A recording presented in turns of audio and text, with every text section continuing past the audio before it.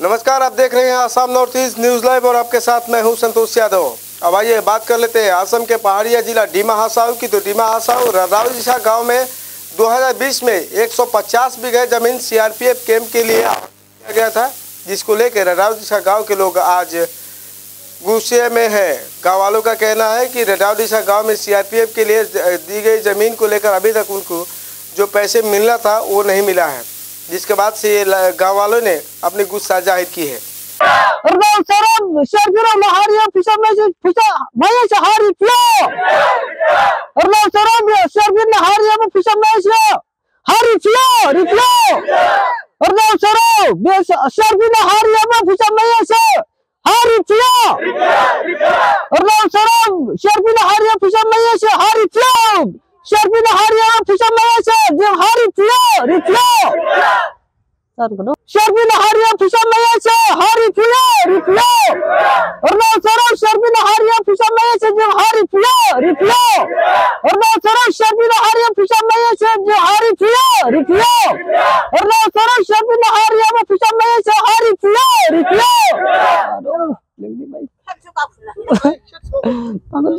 ये जब जमा हुआ है आदमी सब तो हो गया। ये सीआरपीएफ जमीन लिया था, हम लोग का जमीन। तो जमीन लिया था, वो कम्युनिकेशन देगा बोला था, आज तक दिया नहीं। कि पहले में वो लोग सीएम सर भी आया था ये मीटिंग हॉल बनाने का ओपनिंग होने का टाइम में, और सरजरलाल टोशन सर भी आया था। उससे मैं बोला कि अब लोग का कम्युनिकेशन है मिलेगा, ऐसे बोला था। आज तो कुछ खबर है ही नहीं इसका। और जब हम लोग का ज़मीन है ये 1962 से हम लोग टैक्स दिया था माटी का, ज़मीन का। तो अभी तो ये अनक्लास है हम लोग का ज़मीन है, ये फॉरेस्ट रिजर्व ये नहीं है। तो पहले में बीसे भैया तो बोला रास्ते में बीसे आने का टाइम में बोला कि अब लोग का जो लेखा पढ़ा होने वाला आदमी सब कुछ चाकरी ये सब मिलेगा, कुछ काम भी मिलेगा आप लोग, ऐसे बोला था। और उसके बाद में जो रास्ता बस्ती में जो रास्ता नहीं होगा, रास्ता भी बनेगा। पानी नहीं मिलता है तो उसको पानी भी मिलेगा, लाइट साइट मिलेगा, ऐसे बोला रहा।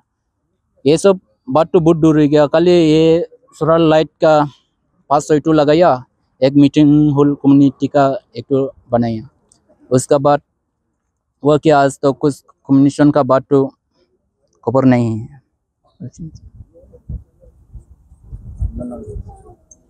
जो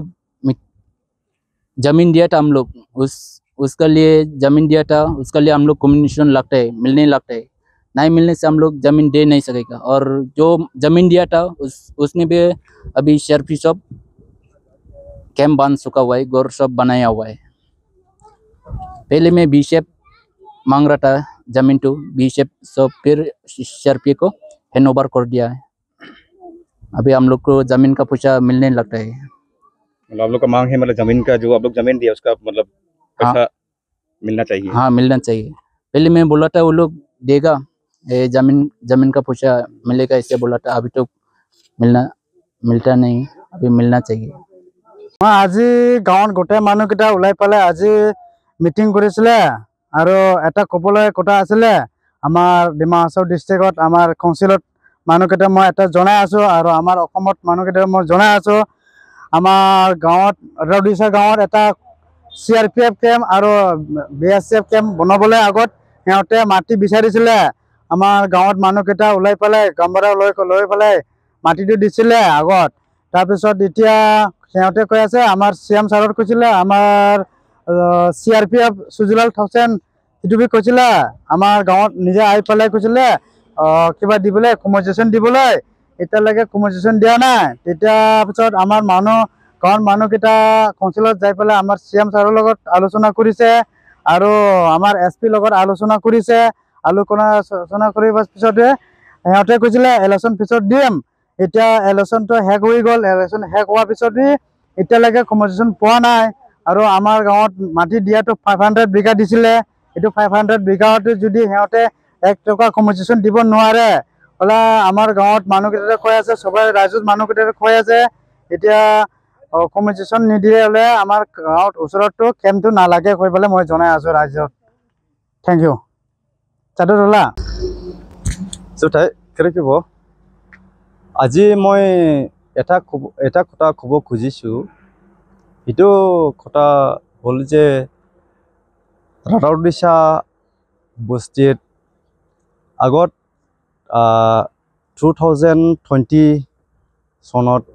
এইটো সময় আমাৰ কনষ্টিটুৱেঞ্চি তাত কিবা MSC বিমল হাজৰি আছিলে সেইটো সময় BSF হেণ্টৰ মানে জামিন লাগে মাটি লাগে বুলি 100 বিঘা বা 1.5 বিঘা বুলি ইমান ফালে হ'ব বুলি গাঁৱৰ মানুহ লগত কথা পাতিছে বোলে কিন্তু সেইটো পাছত হেণ্টো গৈ ফালে 100 বিঘাটো হেণ্টো দিম বুলি কৈ দিছে আৰু তাৰ পাছত হ'ল যে BSF বিলাকটো গুচি গ'ল আৰু CRPF হেণ্টক হেণ্ডঅভাৰ কৰি দিছে বুলি মানে গাঁৱৰ মানুহ কৈছে আৰু পাছত কথাটো হ'ল যে CRPF হেণ্টে আহা পাছতো কথাটো কি হৈছে ঘটনাটো হেণ্টে আহা পাছতো মানে 100 বিঘা 1.5 বিঘা খোৱা পাছতো ফাটৰে মাটি পালে হেণ্টেটো 500 বিঘাটো হেণ্টে মাপি লৈছে এইটো 500 বিঘা মাটা সময় ৰাইজৰ এটা গামবৰা আমাৰ ST হিলছ ট্ৰাইবেল হেণ্টে আমাৰ হৈছে যে সব গাঁৱত সব পৰা ডাঙৰ দায়িত্ব গাঁওবুঢ়া কিন্তু সেইটো সময় গামবুঢ়া যোৱা নাই তাক নলৈ পেলাই তাৰ ল'ৰা হেণ্টে কিবা পোৱালিবিলাকে লৈ পেলাই মাটি জুগিছে আৰু হেণ্টক চাইন কৰিব দিছে আৰু হেণ্টে কৈছে যে আপোনাৰ গাঁৱৰ যিমান দুখ সুখ আছে এইটো আমি আছে আমাৰ CRPF পৰা আমি ডেভেলপমেণ্ট কৰিম বুলি হেণ্টে এনেকা মানে পঠাইছে আৰু মাটিৰ দাম যিমান বিঘাৰ দাম কিমান আছে সেইটো কম্পেনচেশ্যন আপোনালোকে পাব বুলি তেনেকা কৈছে বোলে আৰু পাছত এইটোতো কথা গুচি গ'ল আৰু ছেকেণ্ড হৈছে যে হেণ্টে CRPF বিলাক আহি পেলাই ইয়াতে একটা কমিউনিটি হল বনাই দিছে তো বনোৱা পাছত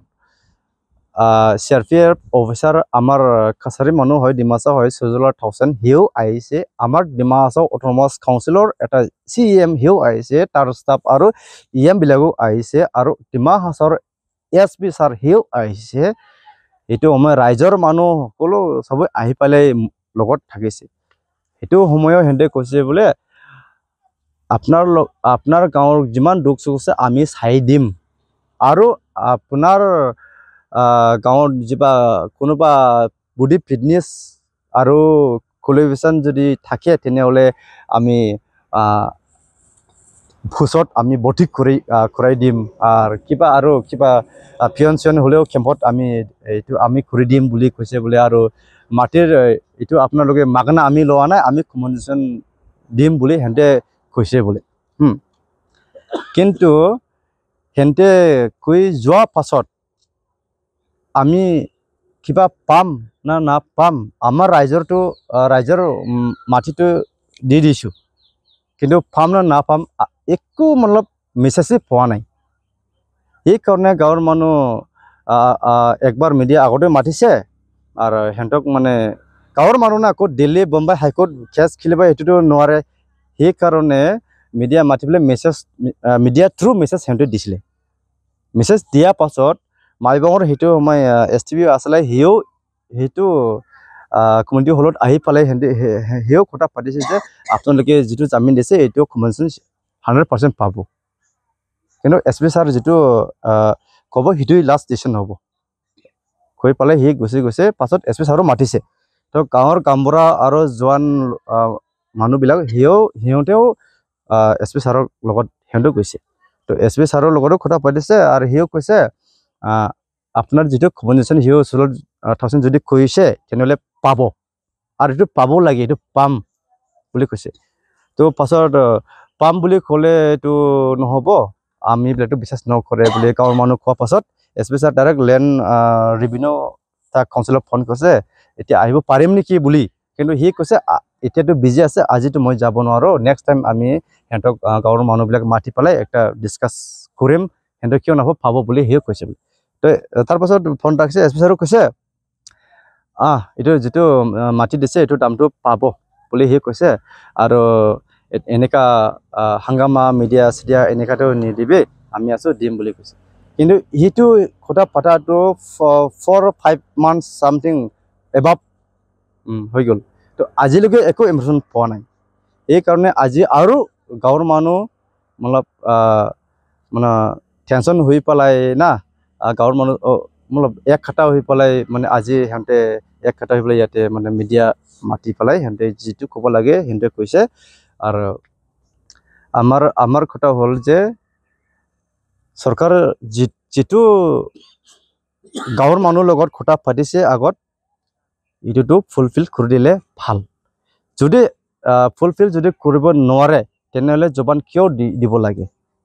আজিও মই 100% ক'ব পাৰে যে কাকবাক অচি আহিলেও কোনোবা ডিচি আহিলেও ক'ব যে আপোনালোকে এইটো পাব বুলি এতিয়াও কৈ আছে আৰু আগত পৰা আজিলৈকে কৈ আছে তো যদি সিহঁতে দিব নোৱাৰে যদি নিদিম বুলি ক'লে সিহঁতে ক্লিয়াৰলি ক'ব লাগে যদি দিম বুলি ক'লেতো মানুহটো পাম নেকি তেনেকুৱা ভাবি থাকিব আৰু একটা কথা চবক কৈ আছে আৰু মই এইটো কথা শুনি আছোঁ আৰু মই ভাবি চাইছোঁ যে মই চাইছিলোঁ যে এইটো সঁচা কিন্তু ৰাউডিছা বস্তি 1960 সেইটো সময় বস্তি বনাইছে আৰু সেইটো সময় ইঞ্চি হিলছৰ কিবা CM আছিলে সোণৰাম থাউচেন CM সময়ত ৰাউডিছা বস্তি বনাইছে আৰু 2 years পাছত 1960 বস্তি বনাইছে 1962